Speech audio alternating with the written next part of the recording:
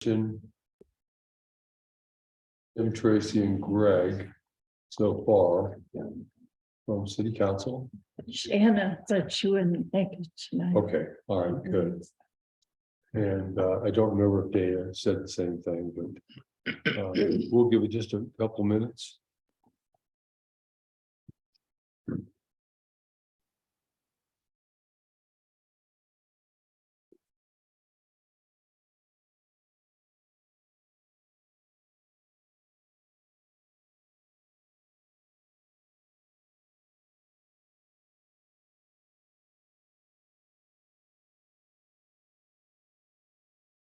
Hi, Max. Hi, Christian. Hey, Henry. Hey. Yeah. Hi, congratulations on your election, Tracy. Yeah, oh yeah, I'm gonna see that. Thank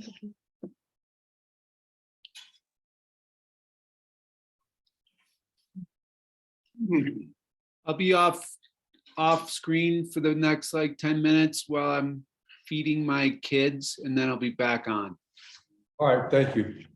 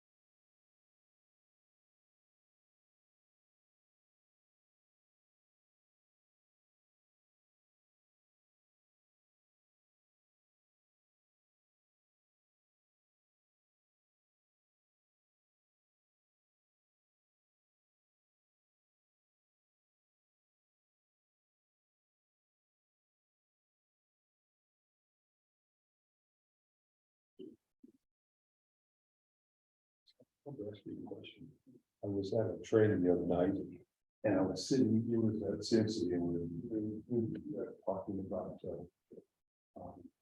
they were doing that, who was sitting next to me, and we were in a small group, and at the end, she said, I was out with you at the aid station, the aid station.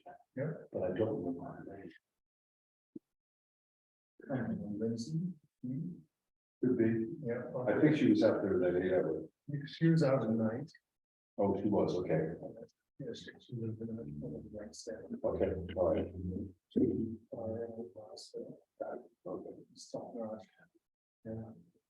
So Donna, under the animal shelter, you have Brenda, but that's just a Yeah, placeholder, right? yeah, I left her there for 2022, but you can see Oh, I that see. for 2023 is blank. Yeah. Okay. I do it so that we can keep track of what happened with the last year. Okay, it's 3 minutes after 6. I don't know where Lori is. Oh, still? Okay, well, we'll go ahead and get started then. Thank you. At this time at 6:00, now 6:04, call the City Council work session of November the 9th, 2022 to order. Roll call, please. All right, Councilmember Hill, Present. Councilmember Larson, Here, Councilmember Grant, She had said she was not going to make this meeting. Councilmember Lumia, Here. all right, Councilmember Fergency, Present. Mayor Nabi, Here, Mayor Pro Tem Green, Here,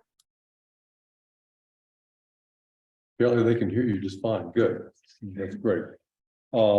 This time I'd like to ask for approval of the agenda. Is there anything else we want to have on the agenda or anything we want to remove from the agenda? I would like to add one thing, and that is last year we had done donations at Colorado Gives Day to some nonprofits around town. I really kind of forgotten about it, but it came to my attention. But maybe we would like to do it again this year. So I'd like for us to discuss that at some point.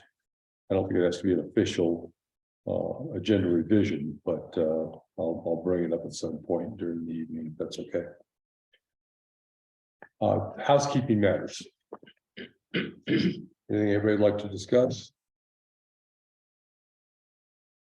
Okay, thank you. At this time, any public comments on items that are not on this agenda?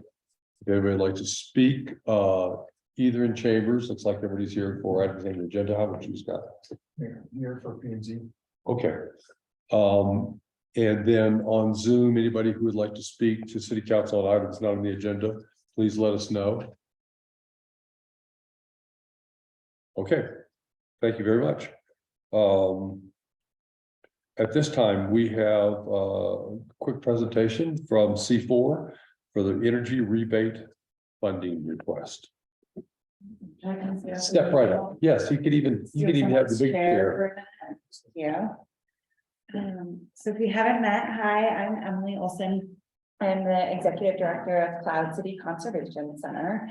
And I'm here today to talk to you about our energy program, which has really grown over the last few years. During COVID, we really reassessed the impact that our energy program had on the community. Previously, our main focus was just providing home energy audits and rebates to make improvements to your home based on those audits. But we realized that this program had a lot of potential to help address some of the housing issues that our community is facing, especially with dilapidated and older houses, and that we could really have an impact and truly help our community members reduce their energy usage and save funds on their energy bills.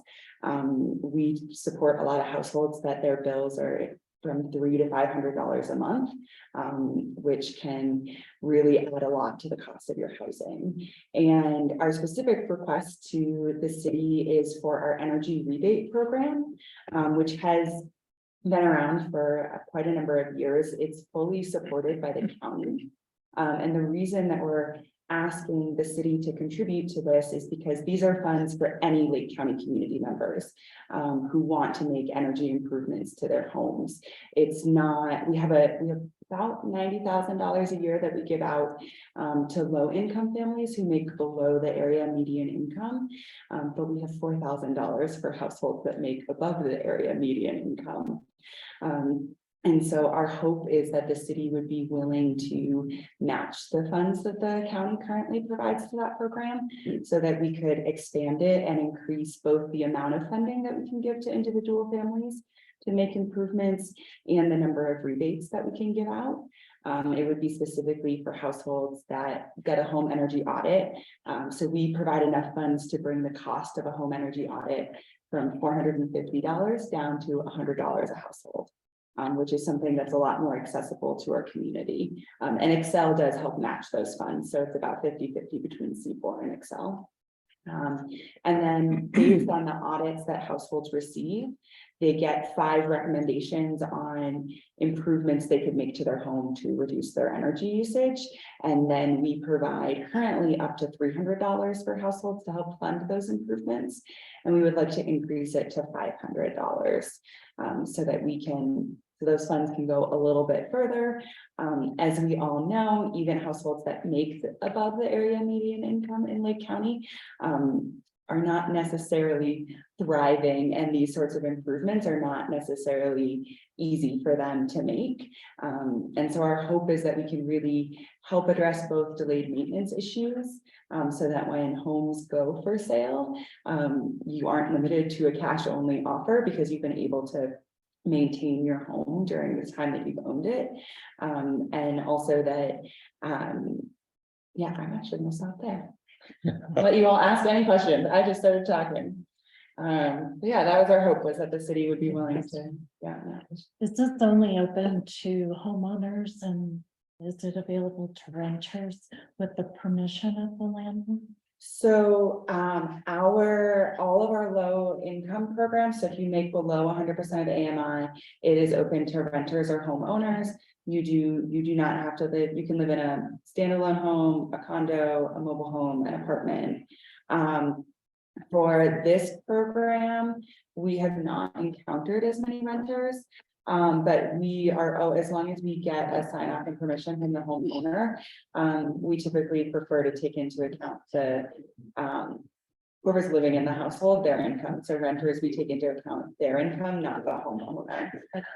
And we do realize the homeowner is benefiting from it, but in Lake County, most renters are responsible for the utility bill. Right. Okay. Any questions for Emily? I have a question. If I may. You may. This the question is in regards to the AMI and of course available for all county residents.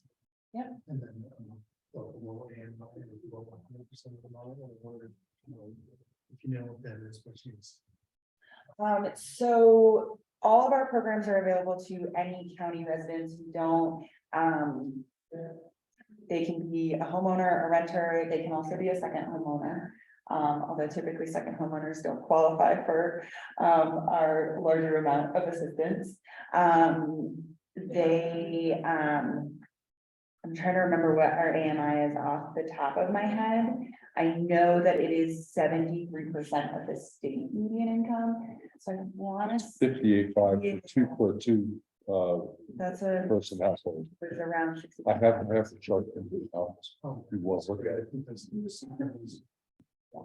And so this isn't the program that we're asking for assistance from the city for our rebate program, because that has been a lot harder to fund through grants, because funders are not, they're much more interested in passing funds along to low income households and not the general population. And that's why there's this huge difference between $90,000 for our low income households and $4,000 for the rest of the community.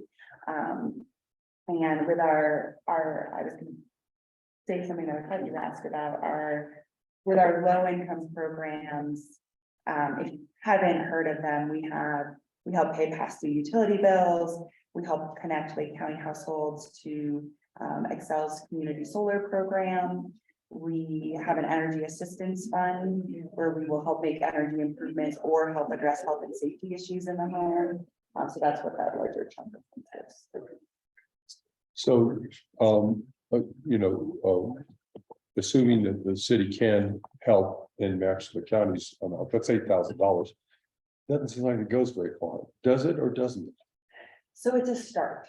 Right now, the most that we can offer Lake County families is $50 for their home energy audit and $300 for an improvement. We're also in the process, in the past, we've had really strict requirements around, you have to do the energy audit in order to qualify for the improvement. And we are in the process with some other regional energy programs of assessing what types of improvements can we just give rebates for without having had the audit, because we know that if you replace a fridge that's 20 years old with a new fridge, that is automatically going to be a significant energy savings for your home. And so that is one of the changes we'll be making next year. And we think that that will increase the number of households that can actually access these funds and utilize them. I will also say that we have a private donor that is interested in donating to this fund. And the more contribution we can show from our local community, the more likelihood that we can direct those funds to this. So we are looking at other ways that we can increase the pool. We just haven't been able to through typical grants, which is most of our funding so far. Okay, thank you. Any other questions for Emily? Okay, thank you very much. Well, so I was gonna say, I'm sorry, I'm late, but are we, so these are, I apologize, the discussion already happened. Are we gonna make a decision tonight about taking these out of 2022? We would, before we could make decisions at a work session, we had to declare this a special meeting. So we really Yeah. can't do that. We could discuss it openly, Oh, yeah. whether that's a good idea, which I think we kind of already did. I mean, Well, I guess that's what I would like to, maybe to discuss whether or not the council prefers it to come out of a discussion about that, whether or not we should include it in 2023 budget, or if it should come out of 2022, we can sort of get an idea. I personally would love to take it out of 2022. We have a contingency fund. We should spend that down before the end of the year. It's a, it's not, it doesn't, transfer to next year. Yeah. What does everybody else think? So I think that's a great idea. So then we can do is prepare the resolution to come up for another. I know Christiana always likes us to have a resolution for these, so we can document it, but to do an actual vote on the resolution then for, We can do a motion and a vote. okay. I mean, whatever works. Like I said, I think a motion and a vote works. I know Christiana likes things a little more documented. I think that's fine. We can just agendize it and do a motion and a vote. That's We'll fine. be doing some of these things probably on our December the 6th. Budget, December, which one? It's the one after that. I don't have my calendar with me.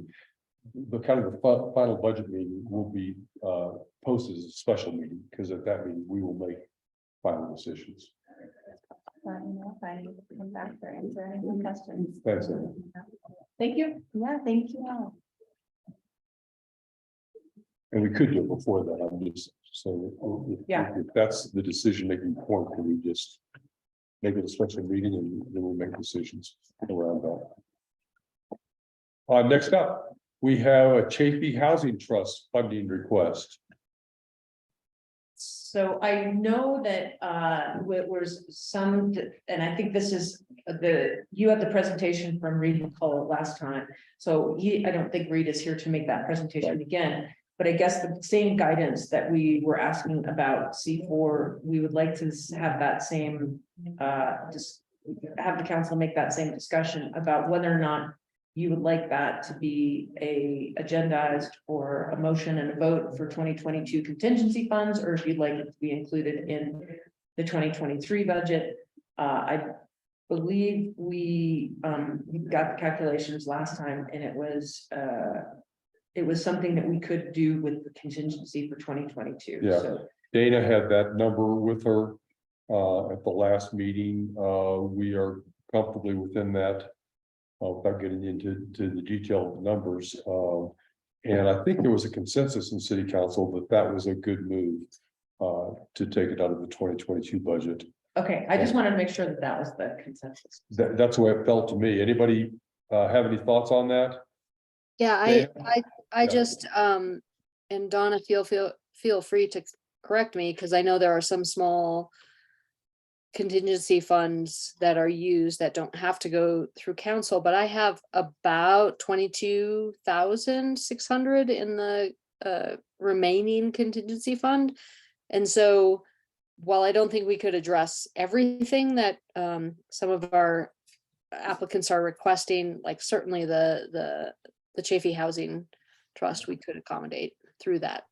But that's the number that I'm sort of, the ballpark that I'm working with is about 22,600. Thank you. And we just wrote a check for the 1566 today for the signage for the stage and rail trail, which was coming out of contingency. So that puts us in about 21. No, that the and- 22 includes the stage and rail funds. Oh, really? Okay, well, yeah, Tracy, but If we are talking about Colorado gifts, that would definitely come out of the Mhm. contingency. yeah, it funds. would. But that last year, we talked about $1,000. Oh, that's. And we can, that's not an absolute number, but that's what we did last year. Max, any thoughts? He's feeding his kids. He's feeding his kids. Christian,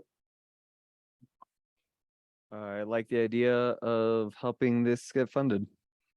okay, all right, thank you very much. No, that's almost done. What's that? For that, we said no, that's almost done. Okay, great. Next up, we have the Leadville Lake County Animal Shelter, their budget request. Okay, Jenna, do you want to? Caitlin is going to present, but I can set up things. Hello, everyone. Sorry couldn't be there tonight. I am out of state, so I had to drive to a Starbucks to get Wi-Fi. Can everybody hear me okay? Yes, So I know we have the proposed budget from Donna with Finance Department, and then the proposed budget that we have worked on for the animal shelter. I do have a few talking points here, and then we can get to questions. So obviously there is an increase in the budget that we are requesting. This is the first year, to my knowledge, that the animal shelter has had the ability to have input into our budget here. Caitlin, we can hear you, but we need a little more volume. Okay. If you could provide it. Oh, yeah, better. So for example, we calculated the expenses based on like the receipts we have, the data we've used. So for example, our vehicle budget is $720 when tires are almost $900 by the time you get tires and put that on. So that is why there is an overall increase. By the time we're doing the math, we do need a lot more money. We did remove expenses, unfortunately, and so we will try to get grant funds to cover the rest. But for example, we need Kundra beds for cats and dogs. So that was about, I think it was over $6,000, but roughly around $6,000 that we took out of there. We are going to try and fundraise for those or get grants. After discussion with Lori and Donna, Jenna and myself, we did remove the $4,000 that was on the animal budget for the cat combo testing and the dog snap tests. So these are after expenses that we will continue to make adopters aware of and test as needed for cats, just because those are contagious and one is, deadly to the cats. With staff, what we're seeing is that we do need 3 people per shift. When we're having 2 people per shift, if one person is sick or injured, then we are having to call staff in on their days off, which has led to more overtime use in our budget. It's also for safety. So we've not only seen an increase in aggressive animals, but we've had to call dispatch and 911 frequently. I've had to call it twice while I'm not at the shelter due to staff members calling me. So we are requesting 1 kennel tech, 1 shelter tech, and then 1 manager who would be on during those shifts. If you recall from the third-party assessment, they recommended 1 person per role. So most shelters have a foster coordinator, a medical lead, volunteer coordinators, behavior teams, et cetera, et cetera. Jenna and I wear all of those many hats and then have to exchange those throughout the day, of course. But it is important to note that PACFA laws are changing for next year. So they are having medical and behavior requirements in place for animals in shelters. We had a big virtual meeting with everybody involved, and they were talking about the legislation that they're planning on pushing forward, including spay neuter. So as of right now, we have a temporary exemption with the state to adopt out animals prior to spay and neuter. And then the adopter signs a contract saying they will follow up with that. We follow up with the adopters. However, they are moving next year towards making that mandatory. So we would not be able to adopt out an animal until it is fixed. Our length of stay is already around 30 days by the time we added everybody up. Shout out to Jenna for doing that by hand because our report system was not working. So that's going to increase our total numbers. I did request a grant for $8,000 to help cover that spay neuter surgery, but we're not going to know if we get it until the springtime. We're also losing our food program. So Grateful Paws was working with Inception. We spent about $5,000. Last year it was $4,000 and change on our food throughout the year. So we are losing that free food. And we'll have to start ordering food.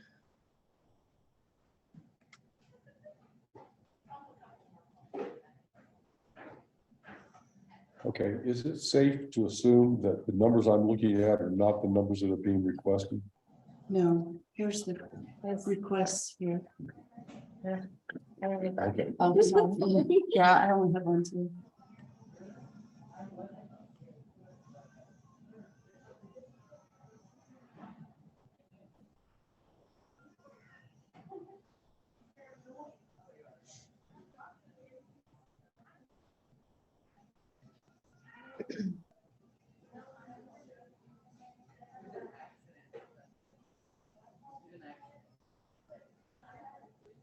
I know salary is significantly higher. We did try to adjust. Most shelters have 3 9s or 4 9s or 4 10s.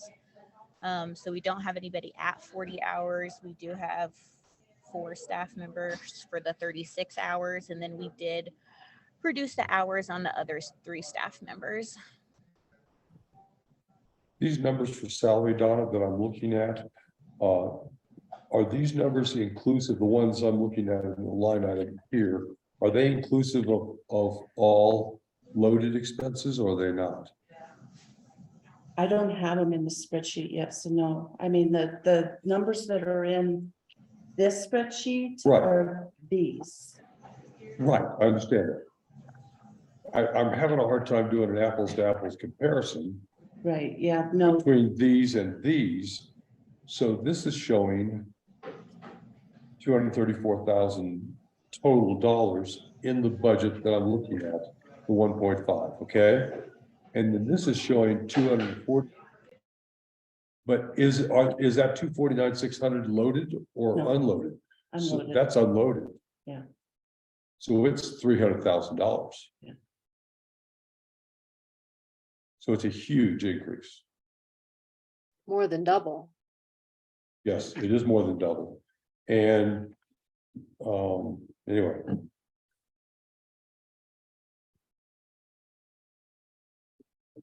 Okay, what other expenses are we looking at here that are different than what is on our?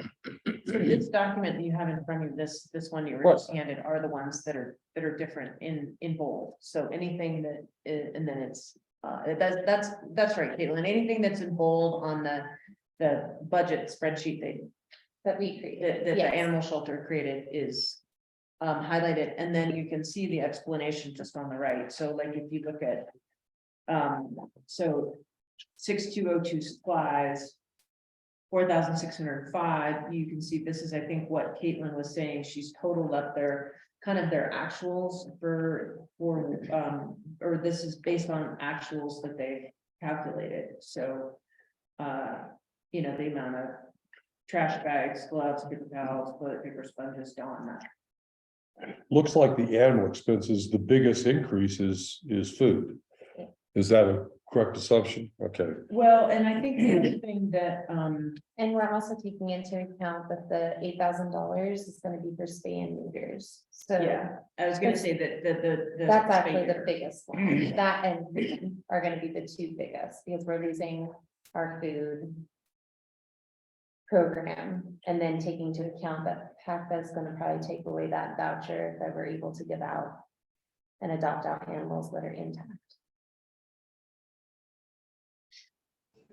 And the spay and neuter prices, I actually quoted Dr. Jeff's low cost clinic. So that wouldn't be local prices because he did agree to work with us more next year, especially if we do receive the grant. But I did the math for the scholarship or for the grant opportunity in mid-September. From January to mid-September, only local animals would have been over $7,500 in spay neuter surgeries had we had to pay for those ourselves as the shelter. Yeah, and when we went over the budget, so I think it was, I can't remember which meeting, it was either with the mayor and animal shelter or Donna and I and animal shelter. When we saw the costs were going up for the spay neuter and the food, we kind of went back over and sharpened our pencils and cut back on a few other areas. I think Caitlin highlighted a few of those in her presentation a minute ago, but we did cut back knowing that there were some expenses we needed to we were gonna need to pay more money for this in 2023.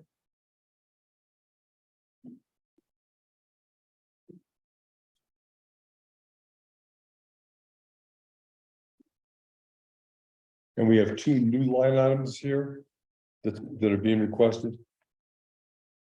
Yeah, so you're looking at the bottom of that spreadsheet? Mhm. Yeah. So So I also can't tell by looking at this what the difference is, other than clearly payroll is more than doubled. Well, they went from 30 hours a week. 6. Yeah, so payroll supplies are $2,605 more expensive. Other expenses has increased by $100. Animal expenses has increased by 6,600. Vehicle repairs and maintenance is higher. Gas and oils a little higher. Travel is the same. Building maintenance is the same. Education and conference has increased. We did take away on uniform allowance, not by much, obviously, but Okay, I'd like to hear from, well, Dana, Max, and Christian. Do they have access to this? Do they? I emailed this out on Oh, you Friday. did, so they have it, good, So thank they you. should have it, yes. I'd like to hear from each of you, your thoughts. Donna, when you said you emailed this out, are you referring to the budget spreadsheet or the salary list? Well, it was the budget spreadsheet, but I also included this sheet in that same email. Okay, I think it's titled Animal Shelter Request Drafted 2023 Budget. Is that correct? Yes. Okay. In terms of my thoughts, I honestly feel like I have to look a little bit deeper into the specifics here. I can't make a decision currently. I agree, I think this takes a little more analysis, and I'm having a hard time doing an apples to apples comparison. Tim? So this 2022 salary, the 121,680, that's everything that's loaded. That's No, not. it's not. loaded. Okay, Yeah, because. Yeah. I got you. Yeah. Well, I mean, that's a big consideration to double. What was their salary, or more than double it? I'd like to reward it, just, based on what we're looking at right this second and the totality of the budget. This is kind of a budget buster that we didn't see coming. Yeah, I think the thing I feel strongly about with the animal shelter is, I do feel like the staffing is a safety issue. And I don't know how we address that, but it may be, so obviously, one of the options is to fully fund this request. And I think for having had explained to me and having experience, I think if you all haven't gotten a chance to go to the shelter and spend an hour or so there, having the 3-person staff is important for safety, and the issue isn't just that you close the shelter off to the public if you don't have enough people. The issue is that you still might have one person working there by themselves with the animals. And I think the public can be an issue at the animal shelter. So having 2 people there, I know we have, we try and do that at City Hall. We try and have 2 people there. This issue is that really there's not much you can do with the animals if you only have one person there, because there's, at least with the dogs, the potential that a dog could get out of control. So unless you just have them in their kennels, and then there's really not a lot of shelter work that you can do. So I'm in favor of staffing 2-3 people. I don't know if it means that if we decide that this is too much to bite off for 2023, then we might just have to cut the shelters, like close the shelter on certain days of the week, which I don't want to do. So that's my opinion on it. I think we need to have 3 people. I think we've all had issues with illnesses and people being out. Merely having 2 people on the calendar for staffing doesn't mean that there are actually 2 people who can come in, because life happens. And unfortunately, what I've seen with the shelter is it's putting too much of a burden on the current employees, and certainly asking them to do beyond what they should be asked to do. So that's, I think my take on this is, I think everybody should digest it, and we should talk about it, and we figure out, because like any budget, it's a pie. We have to divide it up, and we can choose to allocate in certain places. And there may be some places I have gone through the budget and found some places that, yeah, maybe we could look at some of these other things we put in there and trim things back. So I guess what I would say is I'm in support of the staffing request. If we can't do 3 on the hours that the shelter wants to keep open, then maybe we look at some other options. Okay, thank you for that input. Tracy, any thoughts? We don't need to belabor this all night, but I'd like to hear people's thoughts before we go much further. It seems reasonable to me. I don't have a problem with it. Okay.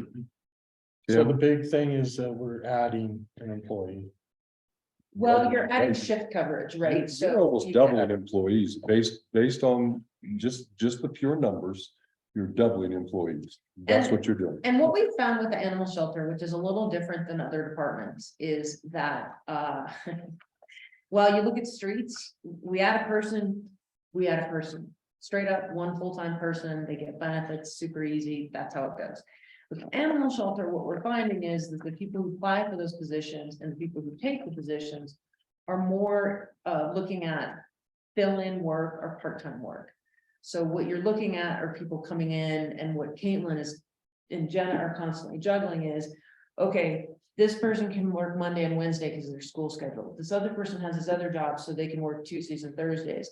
And so while you might be plugging in one body, what we're finding, and even though it's not my preference, is we're hiring more part-time people instead of, so we'll have like multiple part-time people where we would prefer one full-time person. It's easier for scheduling. I've watched Jenna and Caitlin try and juggle okay, I got this day covered, but I got to cover it, and then so-and-so coming. But that's how it's happening. We tried and tried and tried, but the people we get and who we hire are part-time. So it may be a bunch of little part-time people. If that's a longer answer to your short question. Good. Question. Tracy? Hang on, Tracy, go ahead. Why are the 2 full-timers not getting benefits? They've declined. I don't need benefits, I get it through my partner. So. Yeah, so that's the nice thing, is sometimes people have benefits through a parent or a spouse. And so they have declined. benefits. Their choice. Correct. Okay. Yep, absolutely. Dana? Yeah, I just want to register my support for the increase in staffing and the resultant increase in salary. It's not been that long ago that we had a serious staff injury from being mauled by a dog, where there was not sufficient staff there to get immediate help. And I think we need to keep that in mind. It's unfortunate that we have to rely so much on part-time help, but I think especially for the safety of the employees, we need the full staff. That's my. Okay, thank you. Max, any thoughts? Yeah, I'm just curious. I mean, I know that the animals need care every day of the week. Summit County is not, their animal shelter is not open to the public on Sunday. I'm curious if that would provide any, just a little bleeder valve. Why, I mean, we have, under 10,000 people in this county. There's over 30,000 people in Summit County.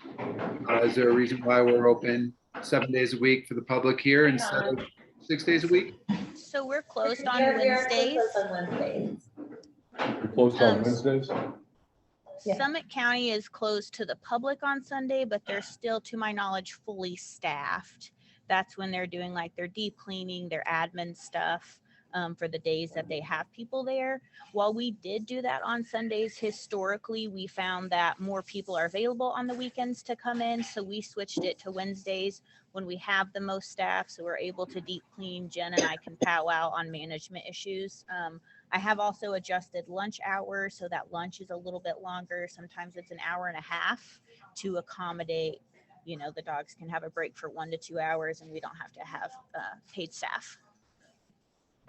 Yeah, and then Councilmember for Genesee, I'm not sure if you heard Caitlin and Jenna is, I support not doing a Sunday closure because a lot of times weekends are the only times people have, if they have day jobs, to come and do visit animals and walk and meet them. So I support a weekday closure as opposed to a weekend closure. All right, Max, any other thoughts? Thank you. Christian? Well, I'm definitely very persuaded. I think that makes total sense to have more staff on. to cover everyone and each one another. So I agree with Tracy's comments. All right, thank you. I'm just gonna say, I don't have a problem with the safety issue of this. It's gonna put a real strain on our ability to balance this budget. So that's the challenge with that. Yep, agreed, agreed. Because this is a big change, and we were already at a negative $64,000, and you're talking about adding about another $170,000 with this proposal over and above what we're looking at here. Is that? Well, remember, it'd only be 50% of that. Well, is it we gotta, 50? but we still have to put it in the budget, and we still have to. Yeah, but it would only affect. the That number is by true. 50%, It would go into 'cause we don't have revenue. revenue. Okay. Interesting. Should we mention this to the county? Well, that was gonna be my. I love that answer. If they're not paying attention, that's not our preference. Well, the problem is they kind of are, so.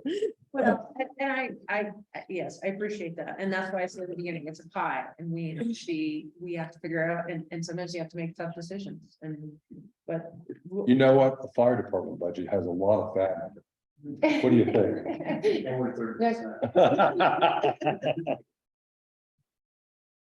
Glad you were here. I needed someone to. They should obviously cut back on grooming equipment. Whoa, Oh. whoa. Well, yeah, so thank Okay, you. Caitlin, Jenna, any last thoughts? If you guys do want to come by the shelter, feel free. No, it's not safe. Right, we have 11 dogs and 6 kennels. So Oh, you've got the 6 new dogs, right? we have Check 8 those new out. dogs. Oh, really? Yeah. Any puppies? No, I have a little chihuahua that'll be available. No chihuahua, no, He's no, very no. sweet. He is a puppy. He still has 1 puppy tooth hanging in there. His name's Taco, if anyone wants him. Oh, perfect. He's really cute. But yeah, I did have to set up a brand new kennel. So Donna, my time card's gonna be a lot. But we had to make room for the 8 dogs that we just got. Thank so, you. I knew about that, but Yeah, kind of after the fact. yeah, Well, we appreciate all that you do, and we also know that it's a tough job. yeah, We appreciate it. All right. Thank you, Caitlin. Thank you, Caitlin. Thanks, Jenna. yeah. Thank you all.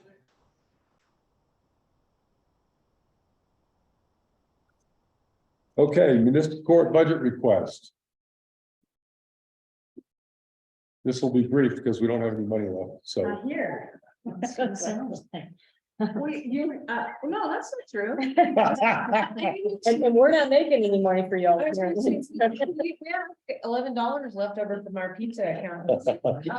Do you y'all want to eat? Because I have to say, it's been sitting there a while I tell you what, let's take a Yeah. 5-minute break and go get some pizza. Yeah.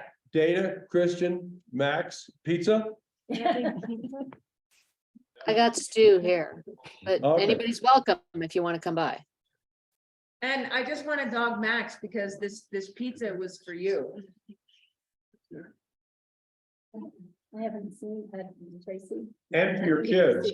Yeah, thanks. Yeah, Wednesdays are kid night.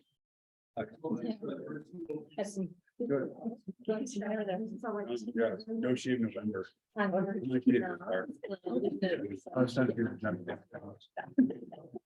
That thing might go. November. Well, I'm shaving this. Oh, I want it or not. I actually, because you know where.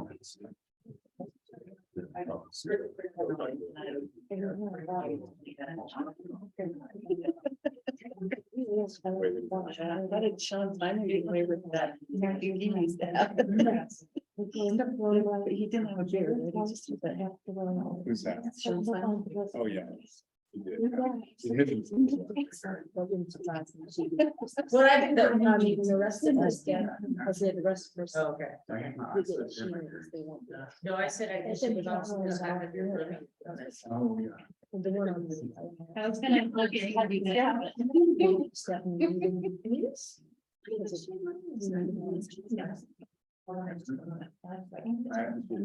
She's been working on this. Oh, yeah.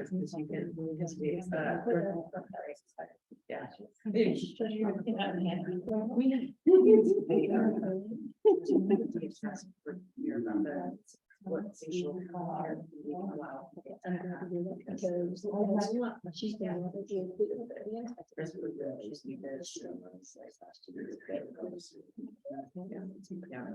Are you here? Okay.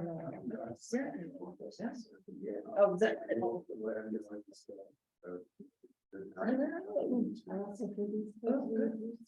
Oh, yeah. Yeah, so. Yeah, unfortunately, I think. The fireman is. Yeah. Yeah. I talked to her last night. She was in tears. Oh, yeah. You're right, she's very emotional. And you're right, she should have let everybody in the public know that he hasn't been to work in 2 years. And nobody did that. And quite frankly, the paper didn't do it either. So Done it. anyway, that's very unfortunate. She couldn't just get one, she had to get both. Some other good news. is The that- tumble thing, yeah. I haven't heard from her, are we gonna be feeding her? Had to ask you. Do we have money? That passed. I haven't heard. from her. That passed also. The housing thing. Yeah, passed. The last I heard it was School- like 2 Yeah, quick. and I- The school thing passed. Oh, I should. Those are the two. You do clean bikes or whatever you want to do. No, I'm good in terms of eating. Mr. Mayor, Administrator Simonson, members of City Council, staff, who I'm eternally grateful for. It's my privilege to be here tonight to at least give you an opportunity to get a little more information about the municipal court operations over the last 6 months and perhaps chat a little bit. If you looked at our budget request, you'll see that there's not a substantial difference over this year versus last, but the difference that is reflected in the amounts we requested, and I presume what I've seen is in the spreadsheet. It is, yes. Nothing changed with that. Yes, and it got into the. Okay, yeah, thank you. So, but we had some learning experiences this year in terms of costs that were grossly underestimated for our budget. And so we want to make amends for that by trying to do a better job of making an accurate budget request. The one thing I'll say about, and so our 2022 budget was 42,621, and we're asking for 44,490, a little bit less than $2,000 more. And that is a reflection of increases in, attendance for conference and trainings and for membership associations and stuff. And one of the reasons for that is, I don't know if you had an opportunity to review the memo that I sent, and I'm not going to read it to you, but there are a couple of things I'd like to highlight about it. One of them, our biggest challenge, I think, this year has been maintaining staffing, a court clerk for the municipal court. And that is a result of several circumstances. The first one being that y'all may recall that the first half of the year, just about, the court clerk was essentially contracted through my law firm. And so we started the year with a great clerk in Kelsey Commingwood, and unfortunately she was stolen away from us by the Legacy Foundation, who offered her dream job. And so I know she's incredibly happy.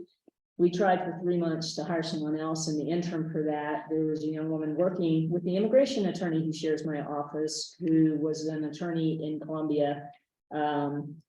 Was not able to transfer her credentials here, but we were hopeful that she'd be able to kind of plug in there. Unfortunately, English was not her first language, and there were some difficulties with translations and so forth, and doing the court tasks and such. And so we continued to look. I hired someone who was working down the hill that I thought would have been a great resource here, but unfortunately she had some personal issues. And in the first 30 days that she was working with us, she missed 12 of those work days. So that was not a good fit. She ended up leaving. And then I guess, in this instance, the fourth time was the charm for us, if you will, because then Hannah Shear was introduced to me, and we were fortunate enough to bring her on board. And I'm very pleased with her performance in the court and what she's been doing to support the court. But as y'all know, she, since the court clerk position is a part-time position, and she needed full-time, was looking for full-time employment. So she started out as offering some additional administrative support, and now y'all are lucky enough that she's your deputy city clerk. But I'll be honest with you, I'm a little concerned in terms of the capacity for that, because I do recognize that that's a rather demanding job. Right now, we're somewhat lucky in that another aspect that I touch on in my memo is that we have not had a high volume of cases this year. That is actually a gross understatement. We have barely had any cases this 30 year. for this year. 30 for the whole year. Yeah. And when I first started the first year and a half or so, and that was even through the pandemic, we still were averaging, 15, 20 plus cases a month that were being written. And so one of the things, and I hope for the opportunity to talk with the police chief about what I perceive as perhaps a disconnect between the police officers and the municipal court. In that we have not had, for example, a traffic citation in months. And so that's when you look, like when I talk about we're not making any money for you, if you look at the revenues from through September 30th, I mean, for traffic fines and stuff alone, it was budgeted for $6,000. And through September 30th, it was $360 and that's traffic. That's not the other type of fines and stuff, which even those were budgeted at $1,000 and through September were only $335. So those would be the ones actually coming into the court. And I think part of the issue is that I believe a lot of the officers have been writing their tickets into county court. And what I had heard about that to some extent was that they were not pleased with the way the prosecutor was handling the cases in the municipal court.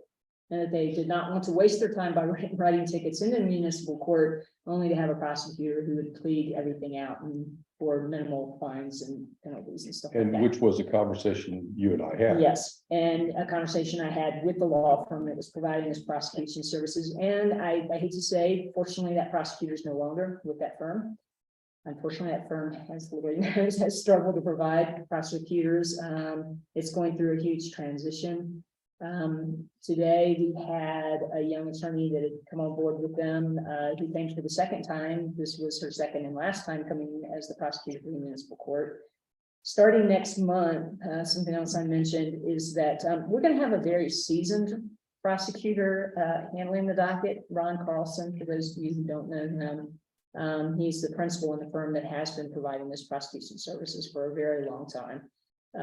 In addition to that, he's a municipal judge in several other localities. So he knows the municipal codes and how to apply them stuff. He's also more in tune to fashioning penalties and such to fit not only the offense, but also the community need, which I really appreciate, because one of the issues I had with the prior prosecutor was he didn't care whether it matched the offense they were originally charged with or not. So we had some issues with plea agreements that were presented that I wasn't willing to accept because of the compromise that was there. So I think we'll start to move towards a better environment for the prosecutor. I'm hoping to meet with the police department to explain to them the changes that are happening, because part of that change to Mr. Carlson becoming the prosecutor is we were needing to change the docket day. So we have been the second Wednesday of each month in the morning. Mr. Carlson's also the attorney for Parkville Water, and his Parkville Water meetings are the second Thursday of each month at 5 o'clock. And so he preferred not to travel up to Leadville twice.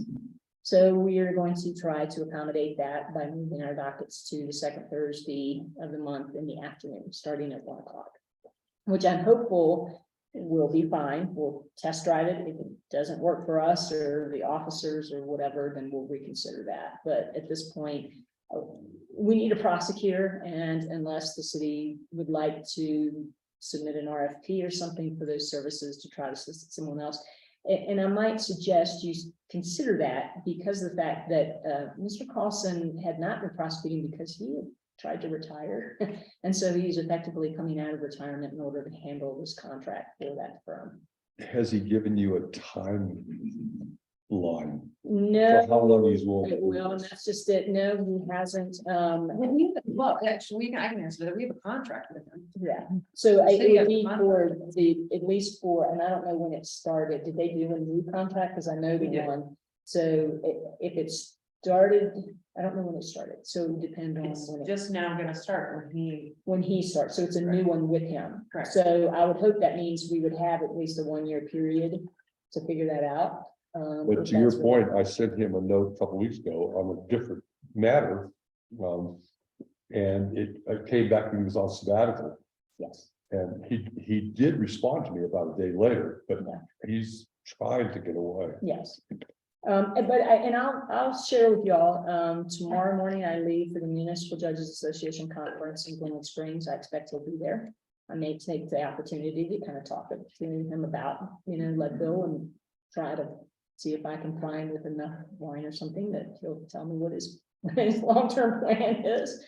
So we can provide, because Right. one of the things that's been, I'll be honest with you, frustrating with trying to run the municipal court is the inconsistency of staffing and different prosecutors and all that kind of stuff. And I'd really love us to get to a more consistent operation. And I just, I can, and then maybe this is getting off the topic of budget, but, so we, found out that our prosecutor, the current prosecutor that situation wasn't gonna work. They didn't have enough staff. Mhm. So essentially that firm told us they weren't going to be able to provide us prosecution services anymore. So we went back to, Mr. Carlson and his firm. Our agreement with them is through March 31st, 2023, and that was essentially to get us through until we could. Gotcha. So what we're gonna end up needing to do is a RFP or Okay. a request for proposal for prosecuting services. But this was just, we were left in the lurch without a prosecutor, so Okay. we'll get there. But anyway, we're getting on the topic. And I'm sorry, yeah, and so part of it, just trying to touch on some of the reason for the additional increase in stuff. The other thing is, as I mentioned around report too, about the increase in the budget for the conferences and trainings and that kind of stuff is that, trying to, each time we have a staff turnover with the court clerk position, that person has to be trained. And CAMCO is pretty much the only game in town for doing that. And they don't offer their trainings virtually. So it means that in order to get, and kind of attended, the CAMCO Basics for Court Clerks conference last month. And so, but they're not here, which means there is travel and lodging and knowledge and stuff involved with that. So I have tried to absorb as much of the cost myself personally for when I attend the conferences and stuff. So most of this is more directed at making sure that the court clerk gets the training and education and stuff, and also has the opportunity to interact with other peers, because that's a good way for them to learn and understand best practices and stuff as well for our court. So that is the substance of the increase. If it seems, and the animal shelter thing, I know everybody's asking, all the prices, all the costs, everything's going up right now. But if it's any consolation, I will share with you that my annual budget for the municipal court here equates to 1 month of the budget for the Denver Municipal Court. I feel much better. But your request is very modest. I wanted to hear from, and Tracy, go ahead, please. I had a question. If we put out an RFP for a prosecutor, what are the odds that we'll get somebody local and competent? Probably slim, because I'm only aware of a couple of attorneys who are local that handle criminal matters, and most of them are defense attorneys. I was gonna say, let's call John Scott. Well, I was gonna say John Scott would be great, but and he's appeared in front, he's represented defendants in the municipal court here. We're always gonna be dealing with somebody coming up from the front range. That's possible, but I mean, when the RFP is so now, it's funny you mentioned it, because I was going to ask, because there aren't, it is so rare to have folks represented by attorneys in the municipal court, that there might be an opportunity there if he was willing. And I'll say, the previous prosecutors, their firm did defense as well in other localities. So it's just, obviously you'd be conflicted out from representing anybody in the court, but that might be an option. But otherwise, you're correct that they'd be coming up. The folks, Mr. Carlson and the other folks that recently were coming up from Summit County. So that is an issue. The one, and like today, for today's docket, the prosecutor attended by Zoom. They didn't come up in person. Where's the budget for the prosecutor? It's in, and I don't have this version, but their contract, for that, it went up, it went up last year, so what I had requested is based on, and I didn't know if there's a new contract, if it's consistent with what they were charging Yes. before. It was saying, so it's $750 a month. yeah, something like that, or I think it went up, 9,000. so, 143, but it went up 63. So that's It's why- on page 4. 11,400 is what, so I think it went up to 800, is that sound familiar? Because I don't have a copy of it. So it went up from 750 to something. It went up last year. Oh, I see. Gotcha. Okay.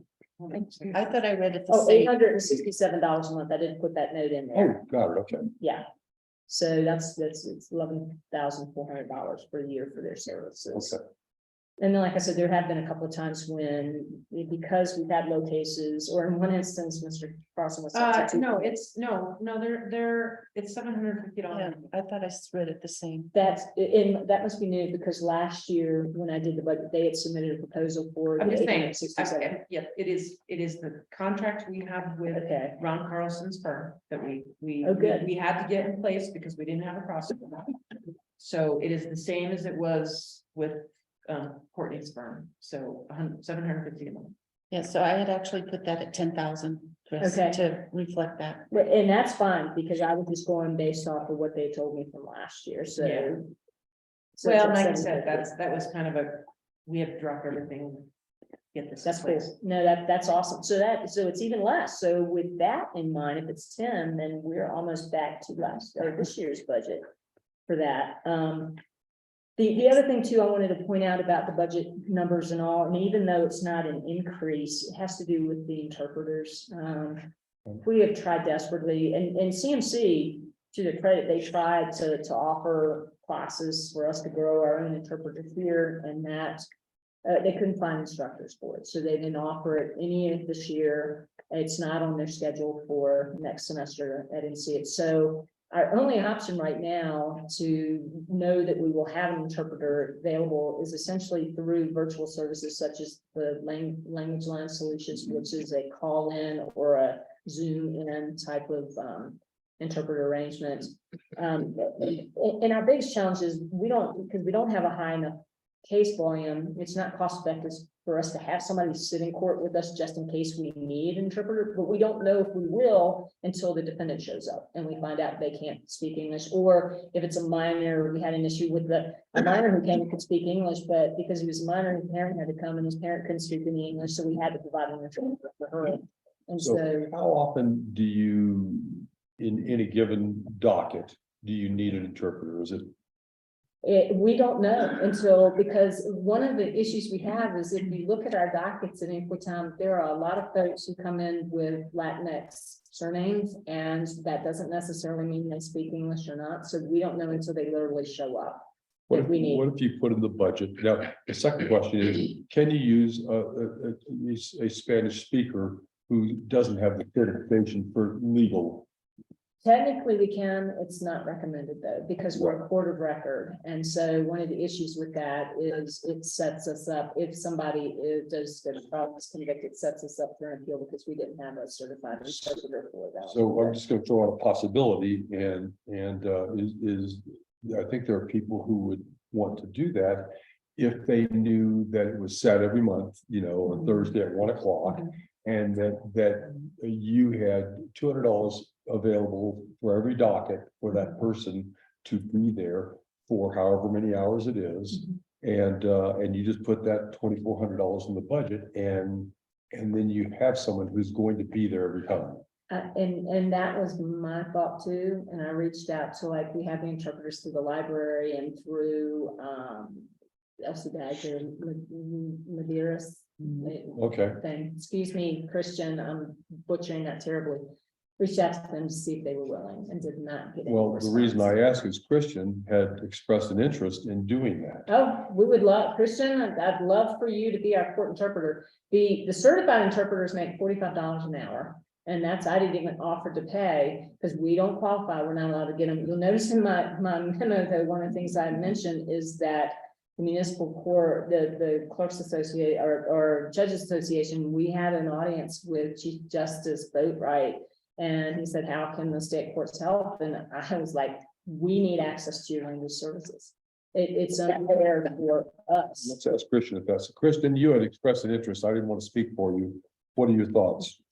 Yeah, absolutely. I think I haven't done much court interpretation before, but in fact, at the most I've done is really sit in and hear and self-interpret. It would definitely need some type of degree or training to go along with it. I personally don't think I'd be ready, say, for example, to do some type of even internship work without some type of CMC training before. And I know that instructor hasn't been found for CMC.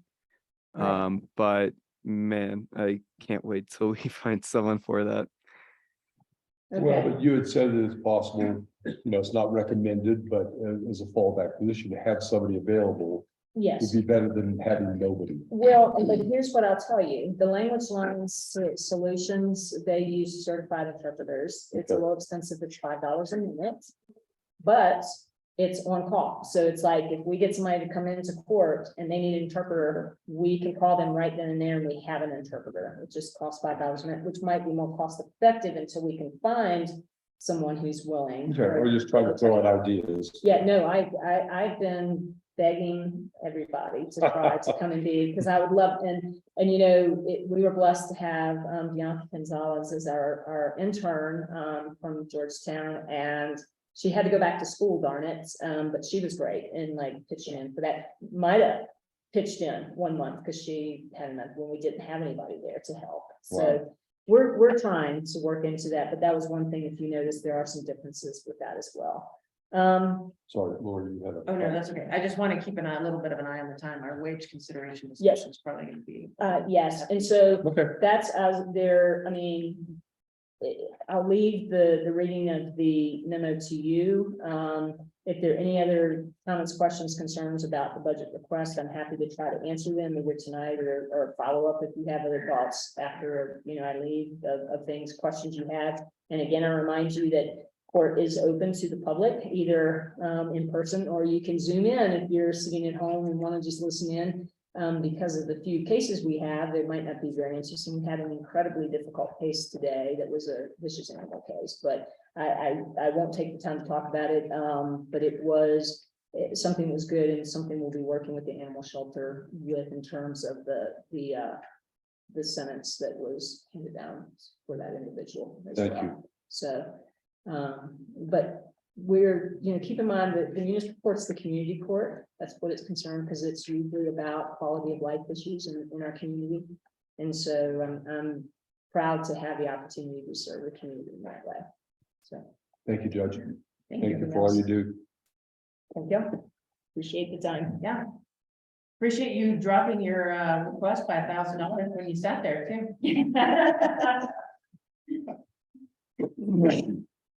Next up, we have Conservation Trust Fund. Usually this is a little more than a discussion.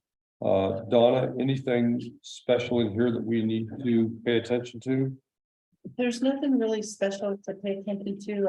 I think you guys noticed that I did not do the $25,000 in Conservation Trust Fund for the Tabor Opera House as the request Right. was, because we just don't have the money, I don't think, to sustain that. Other than that, there's really nothing. Can I ask me, you Extra. sustain it, you mean like every year or for just 2023? Well, of course, with some wages coming out of there because of the park maintenance, so all the park maintenance comes out of CTF funds. And we only get 30,000 in, so we would constantly go downhill, if we continued it. This year, yes, we do have a little bit of reserve, but because we just put the roof on the house with the eye, it took another That's chunk out of it. $10,000. Yeah. So I think the reserve balance is somewhere around $20,000 in the CTF. Oh, that's it for now. Yeah, so. And this is a 43,000, almost $44,000 budget against $28,000. So again, we're okay for another year. Yeah. So. I just don't want to, I felt like that 25,000 was just too much of an ask to come out But you of did put the CTF. 5,000 in there I that put we the normally have for 5,000 them. we normally do, but then I ended up putting 145 in the general fund thing for you guys to discuss instead of doing 125 and 25. I did 145 and 5. And so I guess that's the other question on it is, I do appreciate how much we spend down, but I remember when Donna sent me the initial list of things we could spend the CTF money on, it is pretty limited. And so I would advocate, I mean, I don't know if we can afford the 25, but I'd advocate it being higher than you said you put in, how much for table backgrounds? 5. I'd advocate being a little bit higher than that, only because what we found when Donna and I talked about it a little bit was like, oh, we can't spend it on this, we can't spend it on that, we can't. So I think balancing, you know, some of the requests and the priorities, I don't want to get us down to having nothing in that fund. So when do we actually get the money? Quarterly. Okay, so we can keep an eye on kind of how we're doing and. But I would also say this, we allow Shanti to go over there and do work for them. And quite frankly, it's not, you know, it's not expressed in this budget. Yeah, The extra time he spends over and above that $5,000 any given year. but I'm saying for purposes right now, we're looking at. So this most recent version 1.5, we're looking at an overage of 64,516.38. What I'm saying is, what Donna did was take the conservation trust funds down to 5,000 and took the rest out of the budget, right? So if we needed to adjust that a little bit, it could get us, like if we took another, let's say 10,000, made it 15,000, or we made it 10,000, that helps us get a little bit closer to that. Where we need to be on balancing this budget. That's all I'm throwing out there. Sure, is that'd when be you're, okay. when you're balancing priorities, We- I want to take CTF down to 0. On the other hand, we are limited on what we can spend that money on, so it may be a good idea to use it for what we know we can spend it on, which is. So I would say this, she says we have about 20,000 used there. This budget is almost $16,000 over income, over revenue. So, I mean, that, What do you mean? I don't understand over revenue, well, If we get revenue is $28,000 a year, correct? okay? And this budget is 43,880 Mhm. of expenditures, so that's almost a $16,000 delta against a $20,000 reserve. So I think we have to be careful about Yeah, what the next step is. You are showing 30,000 for the state, though. Those revenue, yeah, Okay, it's been coming in around. Yeah, we did. Still- about still- 75. still in the ballpark, okay. Any comments on the CTF budget?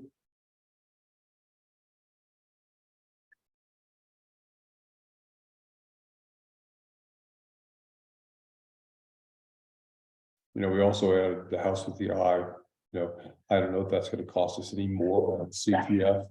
But we certainly spent money on the roof last year. And so, Yeah, and some of those expenses for the house with the eye can come out of CTF, so yes. right, Yes. exactly. But we just don't know what they might be right now. Yeah. Or the Tabor home. Yeah. Really, for those 2 museums, it's minimal, but there is some. Yeah. expenditure. All right. Any last thoughts on that? no, I'm just grateful for the funds and grateful that we can use it for some of the properties the city has. All right, quickly before we dive into wage considerations, last year we did, Colorado Gives Day. We gave $100 to each of about 10 different, organizations. And I have a list of those here. Tracy, I can give you that.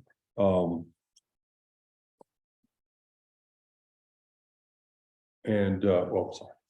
But we did about 10 different gifts of $100. And it wasn't much, but it just was something to do on Colorado Gives Day for nonprofits. I have some of the ones highlighted that I think we gave to last year, and it was Advocates of Lake County, Cloud City Conservation Center, C4, Cloud City Wheelers, Full Circle of Lake County, Get Outdoors Leadville, Lake County Build a Generation, Lake County Community Fund, Project Dream, St. George Meals, and the Tabor Opera House Preservation Foundation. And I'm open to, first of all, would we like to do that again? We take it out of the contingency line item, and it'd be about $1,000. Do we want to do that again? Do we want to do more? What would City Council like to do?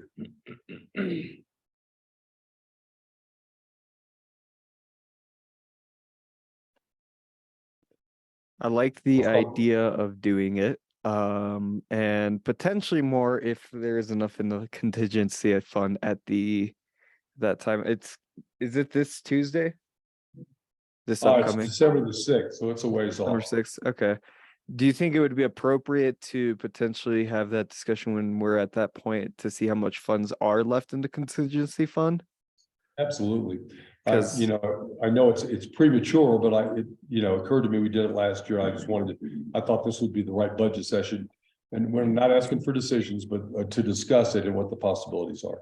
Yeah, I definitely like the idea of doing it with potentially more, especially if we do have that extra funds in the contingency fund. Yeah, thanks, Kristen. Dana. Hi, yes, thank you. Well, first of all, I think I need to just bow out of any discussion on this because I am on the board of one of those nonprofits. But Colorado Gives Day this year is actually sort of Colorado Gives month plus. So from November 1st to December 6th or 7th, it's active all that entire time, and avails the participating nonprofits to receive some percentage of kind of a match. But so we don't have to wait until that December day. We could do it earlier. But that's all I have to say. Well, thank you. And as I think about it, Dana and Christian, it wasn't $100 last year, it was $200, because I was just remembering that when you go in there, you have an option of paying for the fee as well. And so each one was like $204.60. And so that each of the nonprofits or each of these organizations got $200. So that's what we did last year, but we don't have to decide tonight. I just want to hear what everybody has to say about that and what they think about it. Max, any thoughts on it? No thoughts right now. Okay. I like giving. I think it's a good thing. Well, I just think it was almost more symbolic than anything. It's not a lot of money, but for the city to participate at that level was kind of fun. Tim. Yeah, I'm good with it. Gracie. Yeah, I just had one question. Sure. I'm not familiar with Project Dream or Good Natured Learning. Does anybody know what those are? Project Dream is the after-school program. They work in collaboration with Get Outdoors Leadville for the kids programs on Fridays after school. What was the other one? Good Natured Learning. I don't even know what that is. So If anybody know it, Good Natured Learning. I'm not familiar with that one. So, That was my aunt one. okay, thank you. Hannah knows what that is. Hannah. We also work with Project Dream. They do after school every day for K-6 and Friday programming. But what about Good Natured Learning? Good natured learning very much. Okay, thank you. All right. Can I say something? Oh, please. I just wanted everybody to know that out of the contingency fund, I had $20,000 for Christmas decorations. I did not spend it all, so there is gonna be probably at least $5,000 extra for that. Oh, cool. Thank So you. that might be, because I can't find anything more to buy, so. And I hate to shop. I'm not trying hard now. I did help you. Well, I want to thank Don because the industry's department, the decorations are up and, Donna took the initiative to make sure we got them on time. and they look fabulous. And so I appreciate you doing that. Makes the city look very nice. Thank you. All right, next up, wage considerations. Lori, you want to take the lead on this or? Yeah, I think, and I sent something out to city council members a while ago. And it was something interesting I saw in the Colorado Municipal League newsletter was that I believe that the data was 51%. They surveyed folks who left the state or local government, and they said found that 51% of the time the reason was wages and salary, which I think is really interesting. We know in particular where we are, we may have it even harder because we're competing against very wealthy adjacent communities. And so in talking about this, and I've said it before, but we wanted to make 2023 about people and not things, that it is important for us to recognize that you know, city council's made some very smart decisions in the past. We're in good financial shape. You know, our sales taxes is good, and it's time to put in the money towards our workers who essentially operate the equipment that we have. We have a lot of nice, you know, well-functioning equipment that we've been able to purchase over the years. And we are fortunate. Some cities have a lot of deferred capital maintenance. You know, they have a sewer system, they have a water system that's aging, and it's really going to cost a lot of money. I think our deferred maintenance are our employees. I think a lot of our employees have gone a long time. We fell behind, and I'm not sure the data on this, but you know, the mayor said many people went for years without raises. Well, that's where you end up, is if you don't give raises for a significant period of time, even though you're giving raises, you're still playing catch up.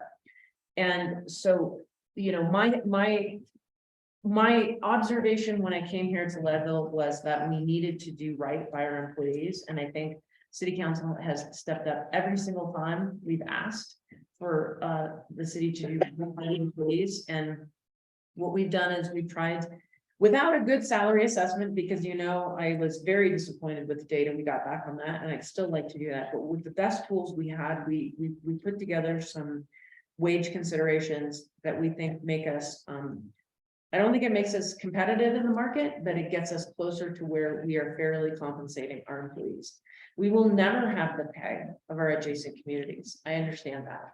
But what I do want to do is get to the point where we have pay that people can live on, and that they can actually stay in Leadville and keep their families here and survive on. So with that, I think one thing we've been struggling with, as everybody's been struggling with, is inflation. And I in the data I gave you for the cost of living increase that we requested mid-year, you know, you're looking at 9%. Social Security was looking at some almost double digits raises to accommodate for cost of living increases. So we have proposed for 2023 a 5% cost of living increase, and then employees also potentially could receive increase with their performance reviews based upon merit.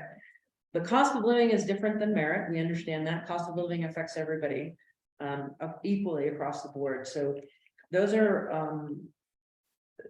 some of the highlights. Mayor, did I miss anything? No, I don't think so. The budget you're looking at was, we plugged in 7.75, 5 plus 2.75, just to have something to wrap our arms around. It may be slightly different, but we think it's going to be very close. And I'll explain that. The 5 is the cost of living that we just talked about. So for raises based upon merit, the performance evaluations have been submitted to all the managers, and we've asked them to fill those performance reviews out. The range is from, Donna, correct me if I'm wrong, I think that the ranges are from 0 to 3% based upon your merit. So a max of 3%. So, you know, we are hoping that we don't have a ton of people who don't get rated, so they, you know, only get a 1% increase. We don't want that. We want employees who are performing well. So for budgeting purposes, we put in 2.5% as an estimate of what the merit across the board increases would be. It could be a little less than that, but that was our best estimate. That makes no sense, because what I'm looking at, they're all over the place. Some of these raises are 20, 28%. Where's that coming from? Okay, so, yes, that is exactly what we're saying, is with the tools, the best data that we had, which was. And I talked about this quite a bit, Salida did a really excellent salary We assessment. don't have a salaries survey. To Okay. look at. Well, and this is why we're having a work session, so I can distribute to the Salida assessment, and that was for 2021, they're. Where is it? If you can distribute it to us where we're talking about it right now, Okay, well. I are we can- not talking about it? Well, I didn't realize it was a piece of information you would like, and I'm happy to provide Well, for your. I'd like to know why some people are getting 20% raises and others are getting much less. Well, and if you look across the board, there are some positions, because we've had folks here for a really long time, that they're very well compensated for their position. I'm not gonna call it any names or positions. But in looking at the salary data, there are positions that were way off of where they should be. And so that is what we're trying to make adjustments for with the best data we have. And I will send you the Salida assessment, and you know, these are. Can I interrupt here for a second? Yeah, go ahead. Yeah, I mean, I understand, but like what you're saying, Lori, is that I'm hearing that we had a 5% COLA increase and then an additional 3%, potential merit increase. But there's some folks that with those wages that are 28% increases in wages. And some of them, yours is 15%. From $100,000 to $115,000.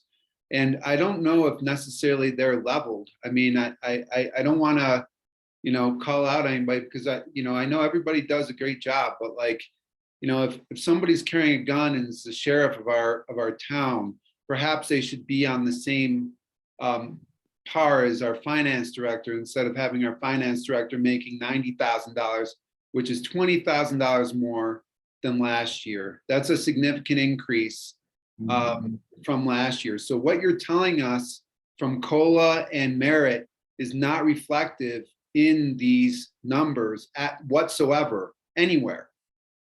Well, that may not be entirely true, and I'll explain why.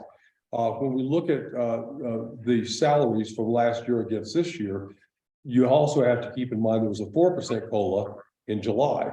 So what we're talking about is really 13% increases across the board. In fact, there's a little bit of a multiplication factor in there.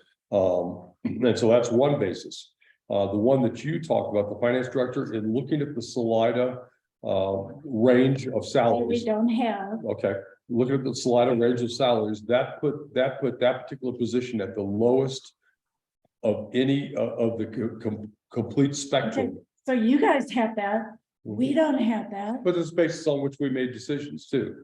Well, we're also making that decision. All right. You're not This is unilateral decision maker here. This is a council vote on this type of activity. And I agree with you that there has to be some sort of cost of living increase. What I'm seeing is something, and you know where I come from too. So I'm trying to be liberal with my viewpoints as well. But what I'm seeing is first of all, I also think that some of our wages are just completely off. And I think retention at the highest levels, we haven't lost those people at the highest levels for quite some time. They're coming back. We're not losing those making $70,000 or more. We're losing the entry level positions. And if I'm looking at one thing, an entry level firefighter or an entry level police officer or an entry level, one of the least paid positions is the deputy clerk, who's been with us now for 3 years. I just don't understand how these wages are fair and equitable. Like, for example, like there's police officers, their wages are all over the board compared to where there is specific wages for the fire department. So I need some more clarification because. Okay, I'll tell you a couple of things. First of all, in terms of the police department, as an example, that is based on a formula, that the police chief gave us. These wages are all based on that formula. And he brought it to us, and it's based on education levels. Language. And yeah, well, and some language skills, some night shift differentials, some training differentials. There are a lot of factors that go into this that are actually pretty complicated. So the basis of this was a recommendation from the police chief, which we accepted. And that was was early in this year. There've been a lot of moving parts this year. There've been a lot of movement in people, and as to the deputy clerk, she's been with us for 2 weeks, so I'm not quite sure what. Yeah, I Where guess. that I came wanna from. step back I'm on- sorry, the admin assistant. Okay, yeah, because I want to step back on something, because when you talked about the deputy city clerk, it reminded me that, you know, when we posted positions, we've made corrections to salary when we thought they were off. Like, for example, Councilmember Fidelis, you pointed out that our streets department manager position was posted on the lower end. And so what we're trying to do is make those corrections. So when you are looking at this, I want to point out to you, there's 3 things that are going on here, where I think you were saying there's only 2. The 3 things that are going on here are, 1, cost of living, which is the water that rises all ships equally. The cost of living is 5%. Your merit, you said 3%, Councilmember Fidelis, that's not a guarantee. It is based upon their merit. So it could be anywhere from 0 to 3%. So that's the second thing that's going on. The third thing that's going on is what we're trying to do collectively, instead of what we're doing piecemeal. When we post positions, we're trying to adjust the positions' salaries that we noticed were way off. So you noticed the streets department manager position was posted, was way off. You suggested raising, I think, the posting amount by $5,000 or $10,000 a year. So that's what we're trying to do now, when we have the opportunity to do this with our budget. And when we were looking at the data, it's the same data that we've generally used. There's the Colorado Municipal League, which I've mentioned to you 100 times, has some information, which I'm happy to send around as well. But when we're way off with our salaries, this is the time to make the adjustments. And again, this is a good discussion. I mean, this is the reason this is a work session. If you're saying you need additional information to make a decision, we're happy to do that. And we also have time built into our budget process, that if we want to have another wage work session, we have time to do that, because these are big decisions, and they're absolutely decisions that you. I think we need another session where we have the same information you have, that you're basing your decisions on. Okay, and that's a fair request, and that's, I think we've allotted for the ability to have more discussion about this. Look, we knew this wage discussion was going to be a big consideration, because we're trying as best we can to make the right decisions for the people who work for us. Have you considered that you're gonna create some bad blood among staff, where some people are getting 28% and others are getting 10%? So what's interesting is that we have had employees come to us and essentially tell us that they are comfortable with the wage that they're making. That they are fairly compensated, and I agree with them. Those are folks that we're not adjusting to be a different salary. It is one of the positions that Councilmember Fidelis has identified that hasn't changed in a number of years.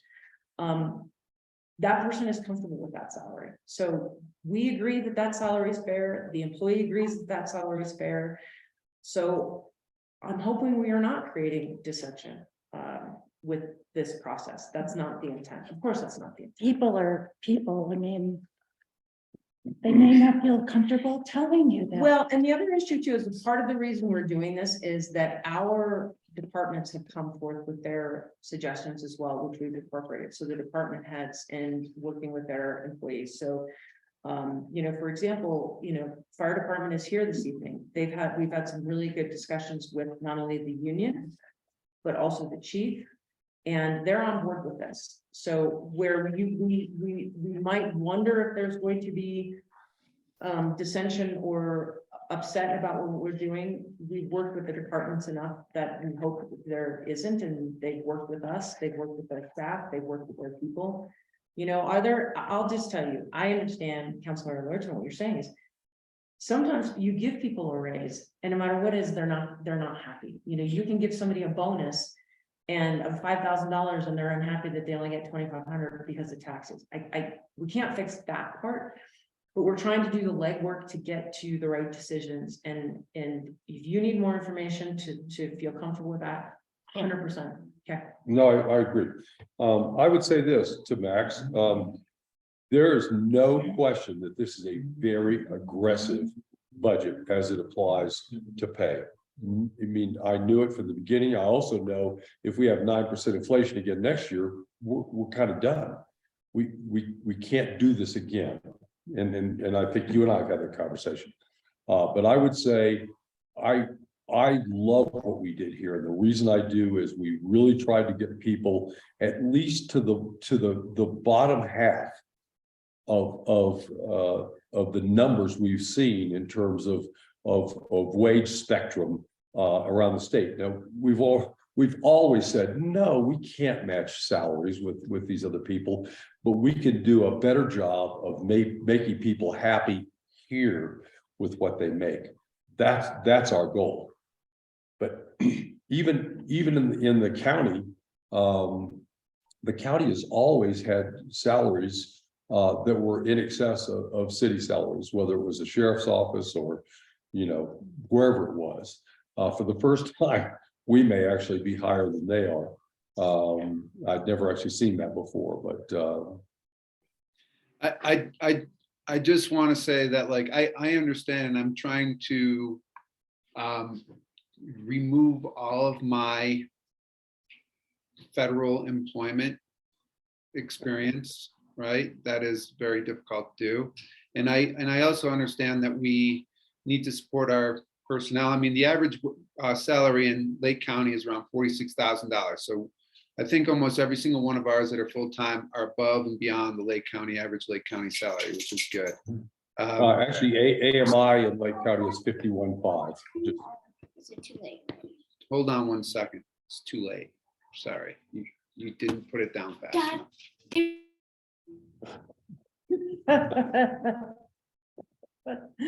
We're just gonna sit here and read Councilmember Urgency's body language.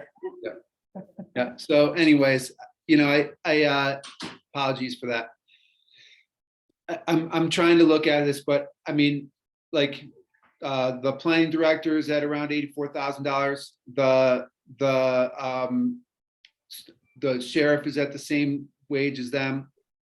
Why is there an anomaly? I mean, both of those, Chapin doesn't, I don't think he supervises anybody. Sheriff definitely supervises people. The street department, no matter what their wages are, they supervise, and it's way down, right? So I think we should increase that. And I think the finance director from $70 to $90,000 is that's the second highest paying, you know, besides the fire department in the entire city. It should be on the level with these other department heads if we're going to be fair and equitable. Going from $70,000 to $90,000, I don't care what it is over in Salida. I think that's a very, very steep, and you know, I think it's too much. I'm gonna step in here and just make a point is that there are a lot of factors you consider in salary. And I want to specifically address the finance director, and that is our finance director has been doing probably at least 4 jobs. And our city hall was run by a finance director, 1 finance director and 1 administrative assistant. And I just want you all to know that this institution would fall apart without them. And just because we've asked too much of them for too long does not mean that they're not entitled to decent pay. And I just want to say that we have actually gotten a bargain for what we've gotten. And I don't think it's wrong to acknowledge that we should pay people what they're worth. And So Lori, I agree with you. Actually, my point is not, my point is Hold not. on, time out. Max, let Lori finish her point, and then you can talk. So we have a number of people in other departments who make a lot of money because they've been here a long time. And so there's two things, and you well know in your employment with the federal government, you may be in the same position, but you may make a ton more money than somebody else because you have the seniority and you've been here and you reward loyalty. And so I am firmly in support of that pay increase. I think it's well deserved. And I think if you survey anybody in the city, they will agree. So this is what I would say, is if she was doing 4 jobs, I would give her a bonus of $10,000 and put her pay commensurate with one of her jobs, not 4 jobs, right? That's just my personal thing. And when you're getting more human resources director work in there, then, then she should have those, the finance director should have some of those duties that have been assigned to her unfairly or whatever, and paid for her job itself. Just because she's been doing 4 jobs, she shouldn't be paid for 4 jobs. That's why we're getting more jobs. If you think she's doing 4 jobs, give her a bonus to say, thank you very much for kicking butt for so long. That's my personal opinion, not to pay her for the 4 jobs she's doing, right? That's where I'm at. And Donna, you do a great job. I'm sorry you're sitting there. I'm not, I'm just saying, to listen to us. I'm just saying that's my personal thing. If somebody's doing above and beyond work, they should be recognized with a bonus. Their salary, I mean, if you know what I'm saying, but this is my personal opinion. And once again, it comes from my background. So, Max, I want to hear from a couple other people. Dana? I share some of Max's concerns. Specifically, for example, one of those 4 jobs has been human resources, which now hopefully we're hiring somebody for, and we've created that new position, and we'll have to give a salary to that new position. So if that workload is removed from someone who has previously been shouldering it, do we continue this higher salary for that individual and add another salary for this new position that we should have had?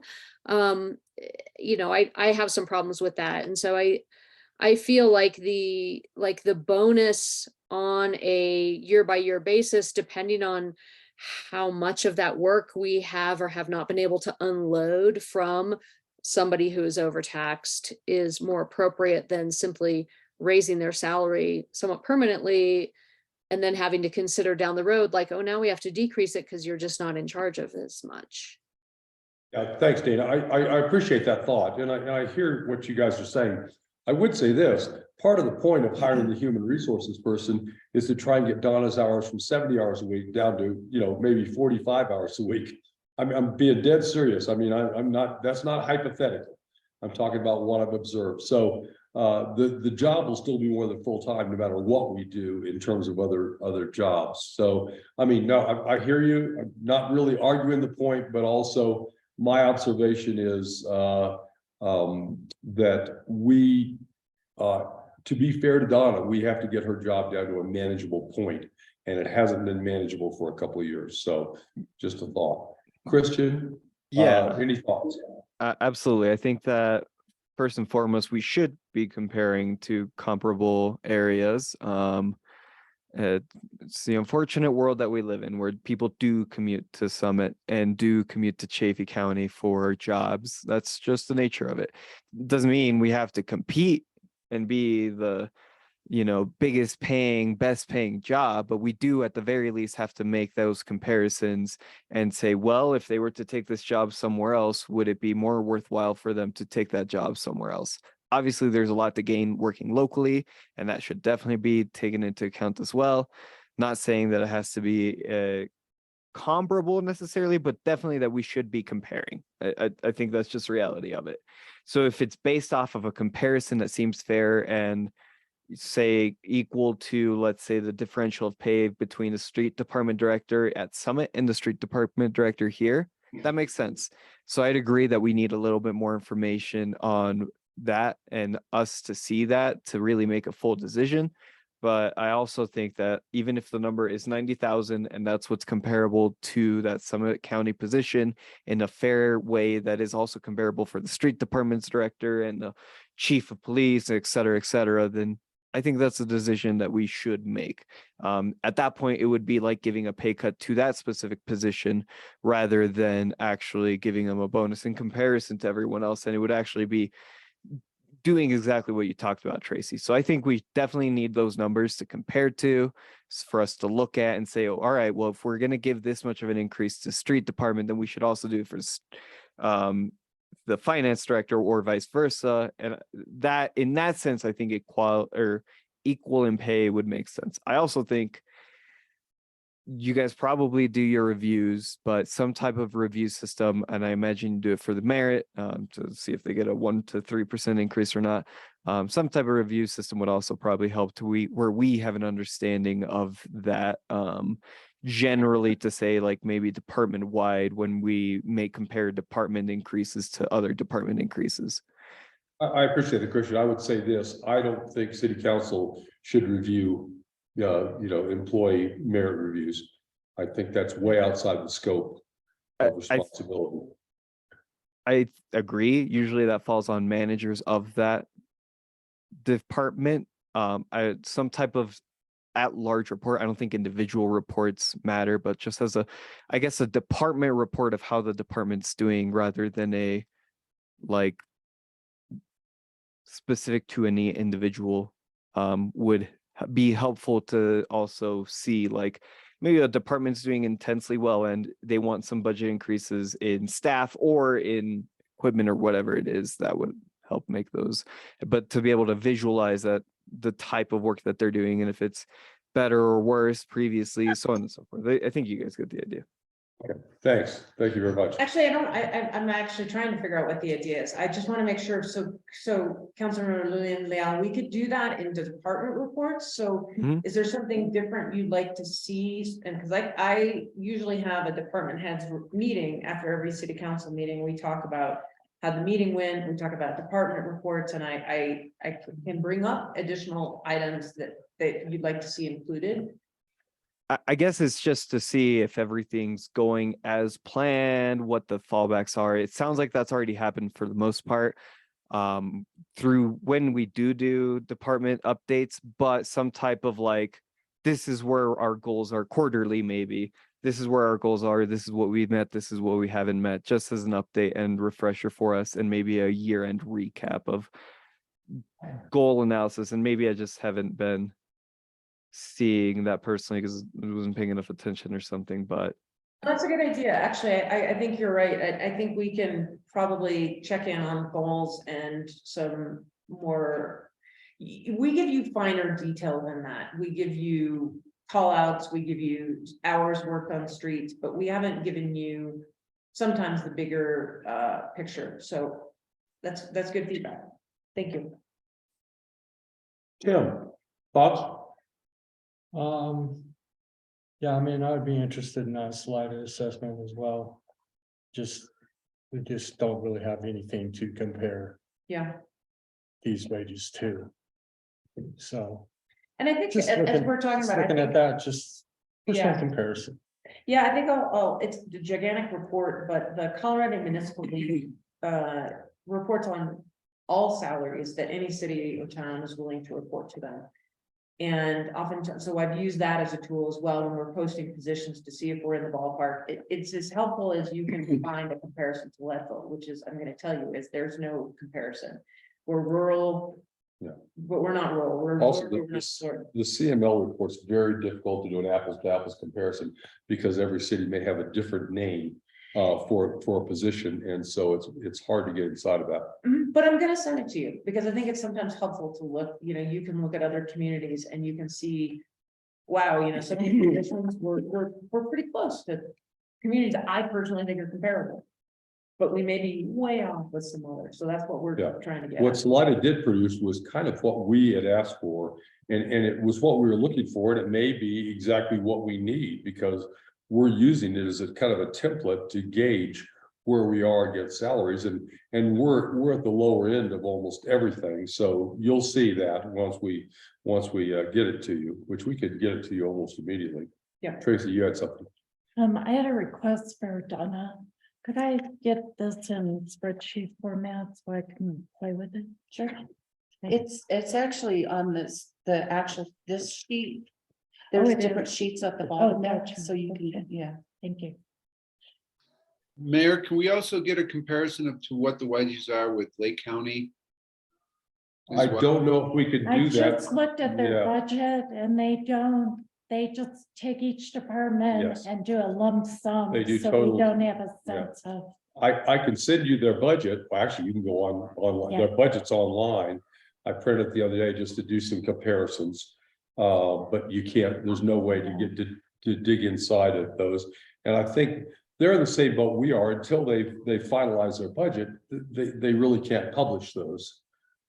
But they were, Councilor Jency, they were talking about the same, similar, last time we talked to them, similar cost of living as we were. That's the only data point we have from them for 2023. That is true.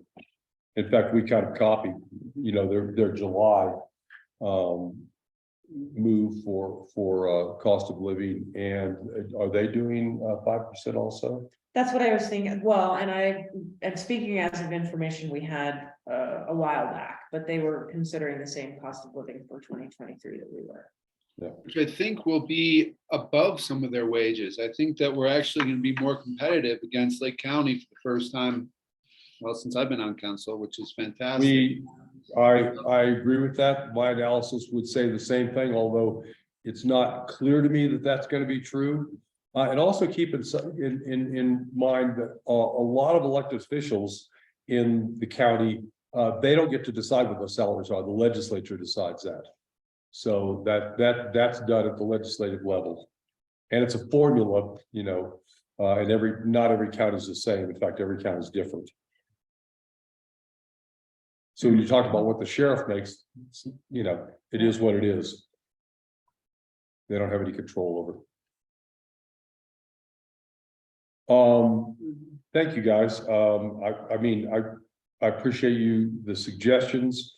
We'll get you more information. We will have a budget session that deals with this. And we will, at which time we'll have to reach some conclusions, because we'll have to put this budget to bed in the next month. Probably about a month. Any final thoughts on that? Okay, Yeah, thanks, everybody. you know how I feel about it, so enough said. We appreciate the debate. I mean, this is what budgets are. Yeah. Thank you. looks like we'll be having that extra budget session on Yes. the 29th. Yes, I think we will. Well, are we going into the planner? We can do that, sure. Jackie sent out a thing this morning about a workshop on deed restrictions versus Right. land lease. Land lease deed It's restrictions. from 5:30 to 6:30 on the 29th. So Is it maybe we really? push our budget session to. I'd really like to attend that. Yeah, And- I would urge everyone to attend that. There's a secondary reason why I'd like to attend that. I'm sorry to interrupt. no, I'm meeting with Climax, the new manager of Climax and the Climax real estate agent tomorrow out of the Climax parcel. And I didn't want to pry too much, but I kind of shared with you kind of the commitment I've gotten from Mike Kendrick. So I'll find out tomorrow if they're on board with what we're trying to accomplish there. I guess I'm guardedly optimistic. And so the land lease part of that is going to be critical once we are in that position. Tracy, I'm sorry, you had something else. no, Okay, I was knocking on wood. well, oh yeah, thank you. That's great. Well, I've only been working on it for 6 years.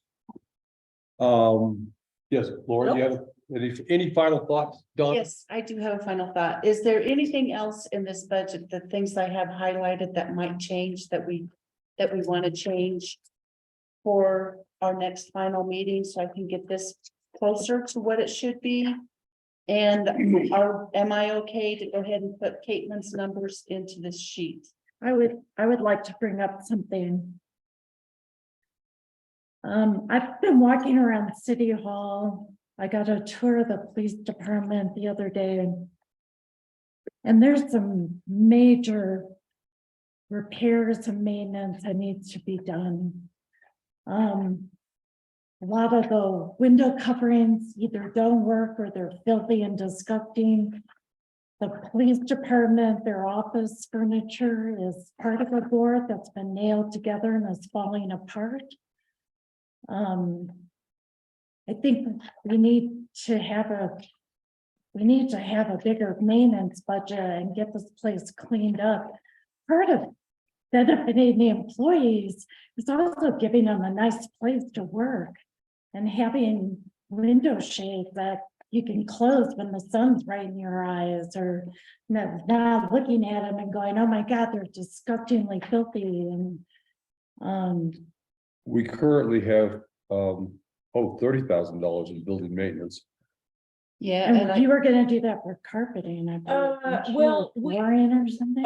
Councilor Lorenz, we agree with you. We have felt like that was one of the things that we needed to address. And so I think we did put one, at least I recall our discussion being, we put a little more money in that. We may need to trim it back and focus on some priorities, but we agree with you that there needs to be I think functioning window coverings. I think and- it should be at least 50,000, and let's get this place looking nice. Make it nice for the people Can who you work here. remind me which line item? Page 6, it's Yeah. line item 6216. Oh, it's so close, okay. and remember Yeah. too that the fire marshal has recommended a smoke alarm system in the building. Okay, for 10,000, so. And we also are going to have, You don't have smoke alarms? there? Do you have, for the people who work on the second floor, do you have ladders that go out the windows? No. No, Is that a recommended thing? So we did, actually, it was actually nice that the recruits were here and they were getting a tour of the building, and I talked to Chief McGann, and we had talked about getting some ladders. And Okay, so, I'll tell you this, we are not without zero deferred maintenance. I talked about some capital, we are not in as bad position as some buildings that need to remediate asbestos or things like that. We do have some deferred maintenance. So I was gonna ask on the line 6216, so Donna, and it says includes IT enhancements, is that including like hit new cabling? it is not. the It's new not in there cabling yet. was $23,000 alone, so. We gotta do that. Well, we do, but we're looking for some other bids, but yes, we have to do that. There's no doubt. And I'm just gonna say, we might not get any other bids. The issue with that is there's not a lot of people who, our IT person hunted around, and not a lot of people who come up to Leadville and didn't get anybody else willing to give a bid. So it may be a sole source provider kind of situation. Maybe if we just do Starlink with Wi-Fi, we don't have to use cabling at all. Well, that, Do again, not give that man money. I would object to that every day right now. well, so we agree with you. So we'll just have to figure out. Well, let's look at that, but I would suggest maybe, we haven't used the 30,000 this year, as you can see. And I would suggest maybe 40,000 would get a lot done. Just a thought. And all that stuff, that particle board, the police department they did that. They built out their own cubbies and I know, but so what? Well, so wait, let's back up, but So wait, what? It's gross in there. I know, but let's back up though. That actually raises a good point when we're talking about 2022 funds versus 2023. So you're saying so our budget for 2022, I'm looking at just this line is 20,000, right? And we spent 11,334. Am I reading that? Through correct? September, yes. Okay, and so we can figure out what we still potentially have in the pipeline. But we should make sure we have $8,666.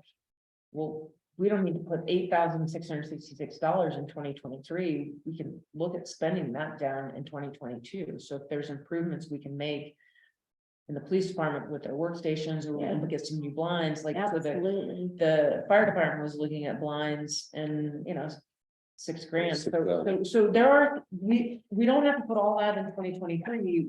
My focus is like, if we still have money in 22, let's budget it in, let's use it. Spend it. Okay, good point. Okay. Well, I mean, all this is great. We're gonna have to sit down and work on some places where we can save money too, and we have a challenge in front of us, but Yeah. I'm looking at some of the highlights to see if there's anything that sticks out that Then, the final thing I'd like to bring up is I think next year we should be looking at a bond issue for paving. And I don't know if we're gonna hire a consultant to do that, but can we put some money in the budget for that? one of the things interesting that you mentioned that there's a new guy with Excel, Nathan Steele. And he is kind of a go-getter. And he talked to me about, he will do that as part of his job. He will get a bond issue ready for us because he's done that a dozen times. And I said, you're on. But, you know, of course, we have to decide whether we're going down that road. But we have the person who can put that together for us. So, Okay, I mean, I hope. I guess I would be more comfortable with somebody who is more experienced in talking about the cost benefit analysis and not just writing a bond issue. Okay, you could be right. Maybe he could write the bond issue. I don't know if he can really, you know, put together a pro forma around that. Yeah, I would agree with Tracy's point. I think we need to make an intentional effort and direct staff to make an intentional effort on hopefully getting that done as soon as possible.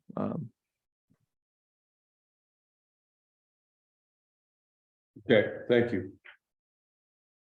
So I guess what I will do is I will get the animal shelter figures plugged into here, and I'll try to get it to you guys as soon as possible. So you have plenty of time to look it over before the next budget meeting. Well, and I think the other thing the mayor and I might do before the next meeting too is kind of go back and sharpen our pencils, because we haven't had over it. So we might make some recommended adjustments in some of the other line items to get us closer, because we need to do that. Well, we're gonna have about a $200,000 deficit right now. So And we're gonna have to figure out how we're gonna deal with that. we all have to go get a paper route. I had one of those. I did too.